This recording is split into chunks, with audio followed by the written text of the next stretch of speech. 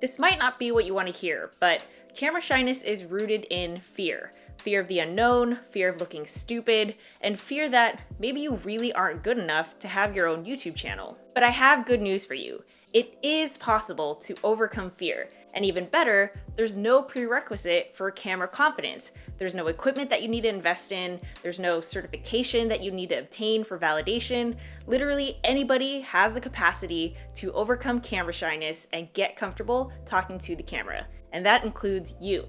I used to be super awkward and uncomfortable on camera, and honestly, I still am, but the key difference is that I don't let it stop me from actually pushing upload. So here are a few tips from my own personal experience and from helping other aspiring content creators overcome camera shyness and get comfortable talking to the camera. Number 1, this is the time to fail. I want to tell you a fact that you might be denying that you're really trying very, very hard to avoid. Your first few videos are going to suck. They're just going to suck. So there's no point in fearing failure, right? This is the time to fail. That's the only way that you get better. And camera shyness is like a muscle. It is something that you have to practice over and over and kind of develop that muscle and get more confident and build that confidence. You could think of any sport, let's say basketball. You're not gonna make your first shot, or if you do, that's beginner's luck. Professional basketball players miss a million countless times before they get really good at hitting those 3-point shots. It's the same thing with camera confidence. So instead of striving for perfection with every single video that you create, strive for the practice of it, right? Strive for creating 10 videos, not 10 perfect videos, just 10 videos that totally suck, and that's fine because you know that your 11th video is going to be better and your 12th video is going to be better, and you're just going to keep developing that muscle and getting better and better. Number 2, imitate. I think this is a really practical tip that I encourage you guys to do if you haven't tried it yet, but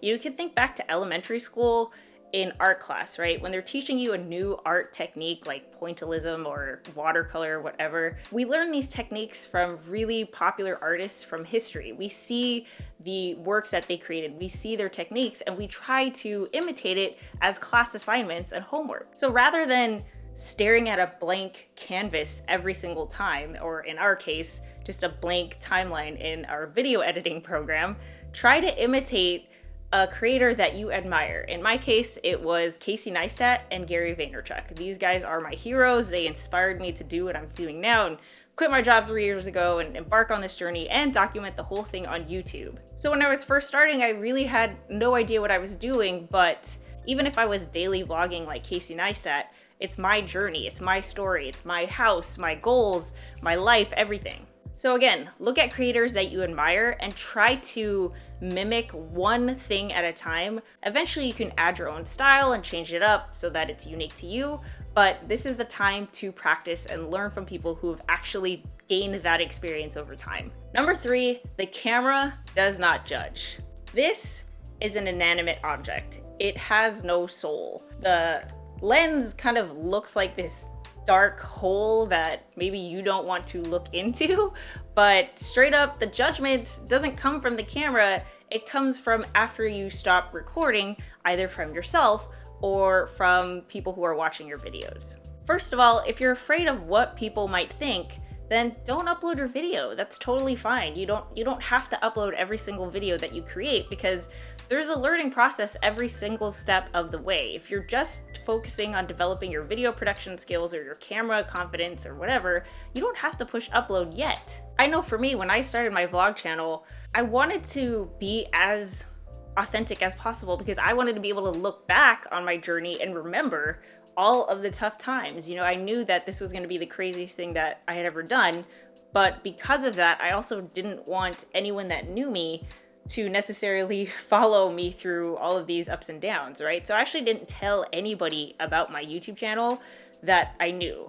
I just put it up on YouTube, and I decided that if anyone discovered me on YouTube who didn't know me, then great, they can subscribe and follow me along, but I didn't tell anyone on my Facebook, on Instagram. I didn't tell my friends and family. I just kept it to myself until I got to a point where I felt confident announcing it to the world. On the flip side, there's of course the self-judgment, right? You're gonna judge yourself because you hate hearing your voice or you hate seeing yourself on camera, and that's totally normal, which brings me to my next point. Number 4, don't rewatch your own footage. This is a tip that I only recommend if you're really just starting out, because this also is like a muscle.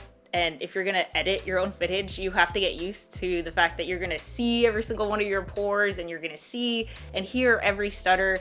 You know, that's something that you also have to overcome. But if you find yourself recording a video and then rewatching it and then just deleting it every single time, then try just uploading it to YouTube, upload it to the world, and don't give yourself the chance to interrupt that. Something has to change in order for you to level up, in order for you to take that next step forward. And if that means that you just prevent yourself from hindering yourself, you know, from holding your own self back, then don't rewatch your footage and just push upload. It'll get easier and easier every single time you push record and you push upload. Number 5, record a long form video. So when you're still trying to overcome camera shyness, and you're trying to be yourself, right? And get comfortable on camera, where you're not watching it and you're like, that person looks like a robot. That doesn't look like me. Record a longer form video, because the goal is to try to sound as natural and as conversational as possible, right? That's what you're doing, is you're having a conversation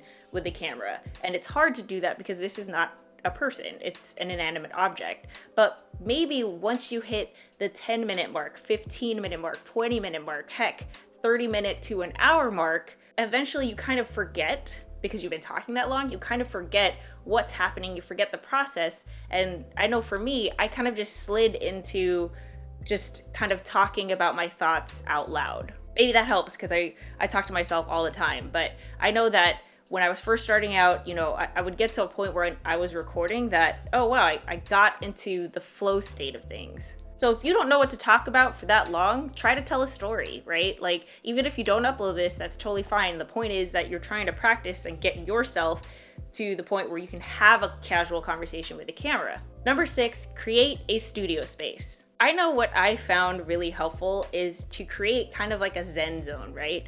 You want to create a space where you habitualize in your mind that when you are in this space, this is where you feel the most comfortable, where you are going to just talk to the camera like it's your friend, or like it's the mirror even. Everything about the space is optimized for you to feel as yourself as possible. When I first started, my Zen space was just my bed, like in my bedroom. That's all it was, because in my bedroom, I had this huge window, so I had the lighting from the sun. I would sit on my bed, set the camera up a few feet away from me, and just talk. And it really made me get into the mindset that I was just on the phone with a friend, or someone had come over and we were just catching up. Fast forward 3 years later, I've actually made a studio, right? I painted my wall purple, I've got my skateboards and couch, some of my favorite things on the shelves here. You don't have to do that, obviously, but all of these things help me to get into the zone of like, this is where I feel the most comfortable. This is where I can be myself on camera. There are a lot of times where I actually have to tell Tom, my boyfriend, to either be on the other side of the house, or I record videos when he's still sleeping or not at home, because it's awkward for me knowing that he could hear me messing up and stuff. So again, like, whether it's a space or certain things that you have to prepare in order for you to be as comfortable and as natural as possible, then set that up. Have a procedure, have a protocol for every single time that you're ready to record.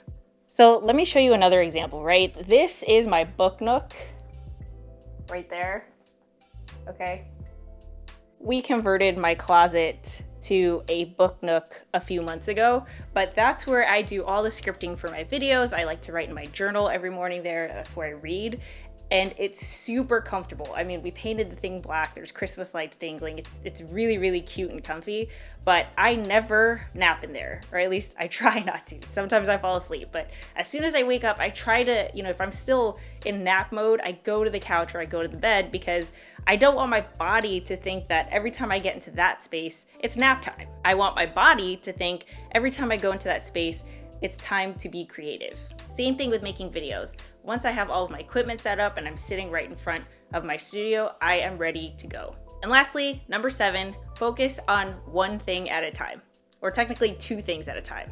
When you're done recording a video, and you're okay with rewatching this footage without looking at it and be like, oh my God, it's terrible, I need to delete it and start over. Instead of doing that, when you're finished recording a video, be happy that you recorded the video, right? Be proud that you're practicing and know that, hey, it sucks now, but this is part of the process. And then try to find one thing that you really liked about the video, whether that was how you said something or the framing of the video or whatever. Try to find one thing that you really, really liked and reflect on it, focus on it, go through that process of like, okay, I really liked how I introduced the video or introduced myself on the video with this certain opening.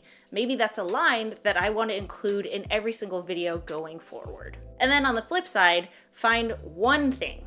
Not 100 things or 10,000 things that you didn't like about your video, but one thing that you want to improve as you record your next video. So maybe you notice that, hey, the lighting was kind of dark, so I'm gonna make sure to sit next to the window so that there's more sun that comes in. Or maybe you don't like what you're wearing. Maybe you like, dark colored shirts versus lighter colored shirts. Or maybe you find yourself saying a lot. Whatever it is, focus on one thing at a time. So that way you're not overwhelmed and you're not feeling like, oh my gosh, there's no hope because there's so much that I have to change. Find one thing that you like so you can implement that moving forward, and then find one thing to improve upon when you record your next video. All right, so now that you know that a lot of this is mindset and practice, set a goal for yourself to record and upload a video at least once a week. If you can do it more frequently than that, great.